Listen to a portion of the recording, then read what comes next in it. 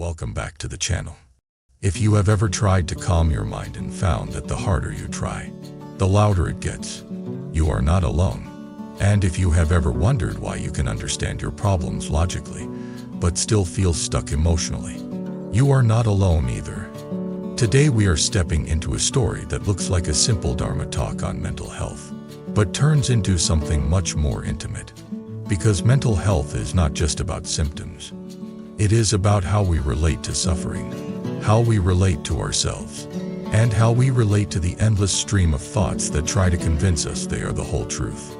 Our story follows a young woman named Nadia, and it begins on a day when she was tired of being strong. Nadia was the kind of person who looked fine from the outside.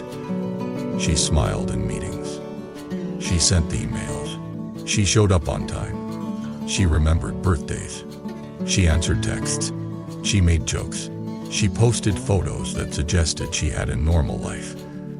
But inside, her mind felt like a room full of alarms that never fully turned off.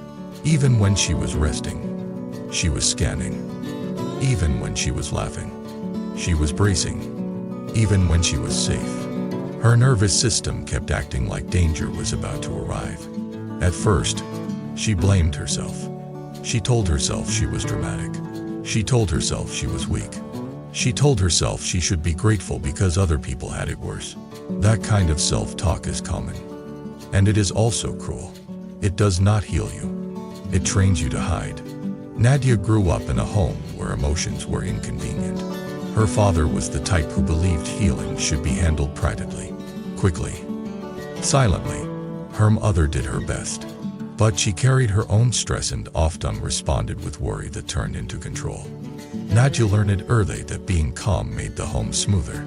So she became calm on the outside, even when she was storming inside. When Nadia went to college, she thought freedom would fix her. New environment, new people, new routines. But what she discovered is that the mind travels. You do not escape your habits by changing your address. You carry your habits in your chest, in your breath, in the way your thoughts interpret silence as danger.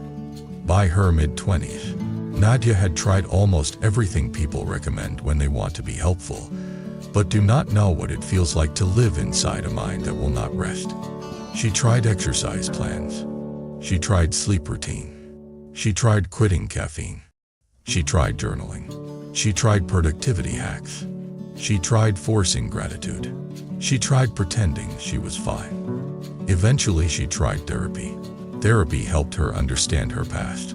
It helped her name patterns. It helped her feel less alone. But she still had nights when anxiety climbed her ribs like a living thing. She still had mornings when depression made her feel heavy before she even opened her eyes. She still had moments when her mind whispered that peace was for other people. Then, one afternoon, Nadia saw a poster at a community center. It announced a talk about Buddhism and mental health, featuring Palgar Rinpoche, and it promised something that made Nadia feel both hopeful and suspicious. It promised inner peace. Nadia almost laughed. Inner peace sounded like a product, like a marketing phrase, like something people sell to those who are desperate. She had learned to be skeptical of easy promises, because easy promises had disappointed her before. But that evening she went anyway, not because she believed, but because she was tired of believing nothing could help. The room was simple. Folding chairs, a quiet hum of people settling in, no dramatic lighting, no performance, just a teacher seated at the front, calm in a way that did not feel forced. Palgar Rinpoche did not begin by telling people to be positive. He did not begin by pretending suffering was optional. He began by naming something many people are afraid to say out loud. The mind can be a source of suffering when it isn't rained. That sentence landed in Nadia like a weight and a relief at the same time. A weight because it meant there was work to do. A relief because it meant her suffering was not proof she was broken. It was proof her mind had been carrying patterns it never learned how to hold. Rinpoche spoke about the Buddha in a way that felt practical rather than mythical. He described the Buddha not as a distant legend, but as someone who looked directly at suffering and asked the most important question a human can ask. What causes suffering? And what ends it?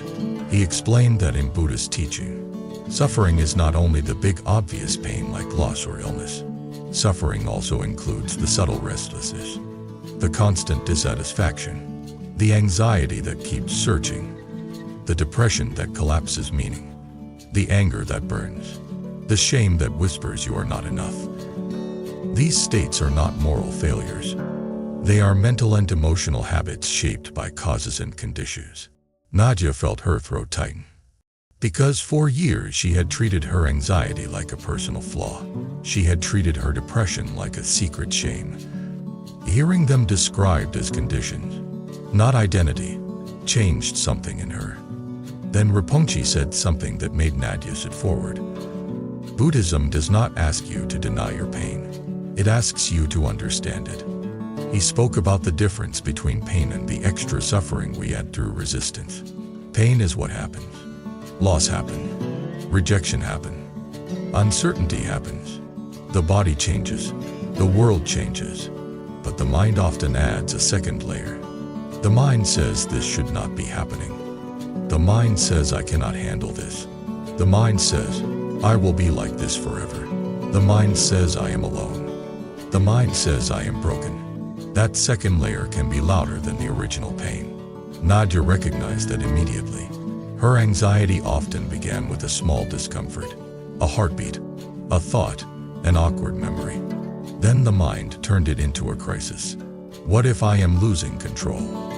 What if something is wrong? What if I cannot cope? The second layer made the first layer unbearable. Rinpoche then described the practice, not as a magic trick, but as training. He said mindfulness is not simply relaxing. Mindfulness is seeing clearly. It is the ability to watch thoughts arise and pass without believing every thought is a command. That idea sounded simple, but for Nadia, it felt radical. Because Nadia had been living as if her thoughts were the truth, as if her thoughts were urgent, as if every thought demanded action. She did not realize she had another option. She could observe. After the talk, Nadia did not suddenly become healed. She did not float out of the room glowing, but she left with something she had not had in a long time: a direction. She attended a small follow-up session where people could ask questions. Nadia raised her hand and admitted what she rarely said out loud. My mind is always talking. Sometimes it is cruel. Sometimes it is terrifying. Sometimes it tells me nothing will get better. How do I stop it? Rinpoche did not scold her. He did not dismiss her. He said something that sounded almost too gentle to be powerful. First, do not try to stop the mind by force. If you fight thoughts, you give them energy. Learn to relate to them differently. He suggested a simple practice. Sit. Feel the breath. When a thought comes, notice it and label it softly in the mind. Thinking, remembering, judging. Then return to the breath. Again and again. Nadia tried it that night. She sat on her bed for 5 minutes. The thoughts were loud. She labeled them. Judging, remembering, planning. The thoughts did not stop. But something strange happened. She felt a tiny gap between her and the thoughts. A tiny gap. But it mattered. That gap was the beginning of inner peace. Not because everything felt good, but because she was no longer fused with every mental storm. Over the next weeks, Nadia practiced in small doses. She learned quickly that mindfulness was not always calming at first. Sometimes it made her more aware of how chaotic her mind already was.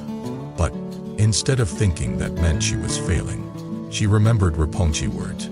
The mind can be trained. Awareness is the first sign of training, not failure. Nadia also began to explore compassion practice. And this was the part that surprised her the most.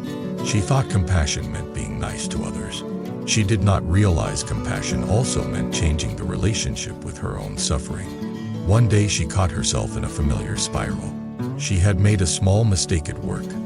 Nothing dramatic, just a miscommunication. But her mind jumped on it.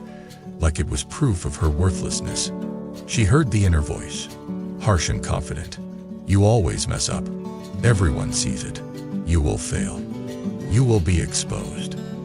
Normally, she would have tried to argue or distract. Instead, she did something new. She placed a hand on her chest and said quietly, I see you. I know you are scared. It felt awkward. It felt almost silly.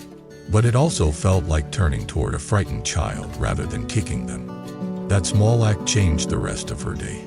The anxiety did not vanish, but it softened. And when anxiety softens, you can think. When you can think, you can choose. When you can choose, you begin transforming karma. Karma, in this story, is not superstition. Karma is cause and effect in the mind. When Nadia responded to anxiety with self-hatred, she strengthened the pathway of anxiety. When she responded with mindful observation and compassion, she began building a new pathway. New cause, new effect. This is how destiny changes. Not in one dramatic moment, but in repeated small choices. Nadia continued attending talks and learned more about the Buddha teachings in a way that connected directly to mental health. She learned that craving does not only mean wanting money or pleasure. Craving can also mean craving certainty, craving control, craving reassurance, craving the end of discomfort immediately. When you crave the end of discomfort, you often become more uncomfortable because you are fighting reality. She learned that aversion is not only anger.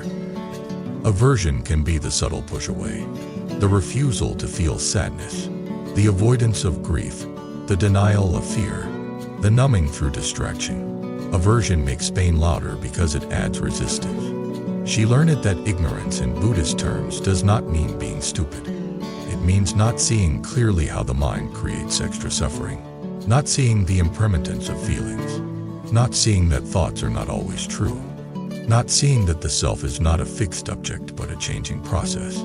These ideas were not just philosophy to Nadia. They became tools. One evening, Nadia had a panic spike. Her heart was racing. Her hands were cold. The familiar fear arrived, telling her she was in danger. The old Nadia would have spiraled into catastrophe stories. Instead, she tried the practice. She sat down. She felt her feet. She named what was happening. Fear is here. Sensation is here. Thought is here. Then she breathed slowly and reminded herself of impermanence. This will change. This will pass. It did not pass instantly, but it passed faster than before. And the next time it happened, she recovered a little sooner. And the next time, she panicked a little less. That is the quiet miracle of practice. It does not remove weather from the sky, but it teaches you are not the weather. As months passed, Nadia noticed something else. Her relationships began improving, not because she became perfect, but because she became less reactive. When she felt triggered, she paused. When she felt shame, she softened instead of attacking herself. When she felt anger, she asked what pain the anger was protecting. Her friends began describing her as calmer. Nadia almost laughed when they said that, because she still felt messy inside sometimes. But she understood now that calm does not mean no story. Calm means you do not drown in every storm. Then life gave her a bigger test. Her father called one night and said he was having health issues. It was not immediately life-threatening, but it was serious enough to wake up old fears. Nadia felt the familiar dread, and with it came old resentments about childhood, old anger about emotional neglect, old grief that she never allowed herself to feel. She wanted to shut down. She wanted to run. She wanted to blame. Instead, she practiced. She sat for a few minutes before calling him back. She breathed. She named the feelings. Fear is here. Anger is here. Grief is here. Then she asked herself one question that became a compass. What response here reduces suffering rather than spreads it? She called her father. Her voice shook slightly, but she stayed present. She listened. She asked practical questions. She offered support. She did not suddenly become emotionally intimate in a way that felt fake. She was honest. She was kind. She kept boundaries. She did not punish him. She did not abandon him. She chose compassion with clarity. After the call, she cried, not because she was weak, but because she was awake enough to let grief exist without turning it into poison. That night, Nadia realized something important. Inner peace is not a mood. Inner peace is the capacity to remain human under pressure. And that is why Buddhist practice can support mental health. Not by denying medical care. Not by replacing therapy. Not by pretending a chant fixes everything. But by training the mind to see clearly, respond wisely, and treat suffering with compassion. Nadia eventually went back to the community center and spoke with a volunteer who had helped organize the events.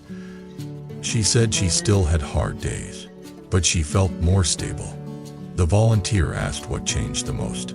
Nadia thought for a moment, then said, "I stopped treating my mind like an enemy." That sentence carries a lot. Many people living with anxiety or depression end up at war with their own experience. They fight thoughts, fight feelings, fight sensations. But war makes the body tense, and tension makes the mind louder, and the mind gets trapped in a loop. Buddhist teaching offers an exit from the war by changing the relationship to experience. You learn to observe thoughts instead of obeying them.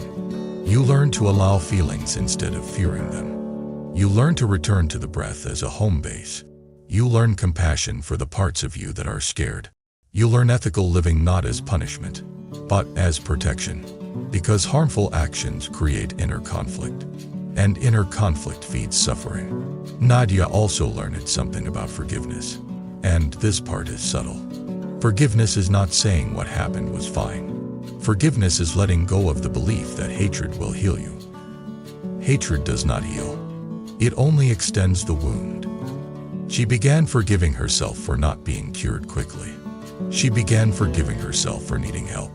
She began forgiving herself for being a human with a sensitive nervous system. That self-forgiveness became fuel for steady practice. Now I want to bring this story to you. If you are struggling with mental health, you deserve support.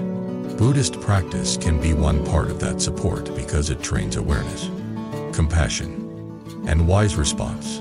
It can help you build a stable inner refuge. But refuge is not denial. Refuge is clarity. Refuge is the place you return to so you can live, not the place you hide to avoid living. If you take one lesson from Nadia's story, let it be this. You do not have to win against your mind.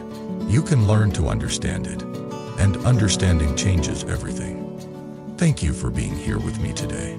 If you have ever used mindfulness, meditation, compassion practice, or any spiritual teaching to support your mental health, share what helped in the comments.